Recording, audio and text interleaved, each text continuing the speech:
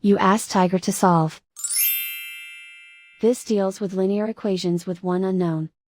The final result is n equals 1. Let's solve it step by step. Group all constants on the right side of the equation. Subtract 9 from both sides. Group like terms.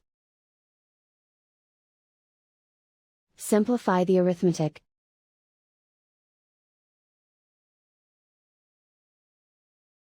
Isolate the n.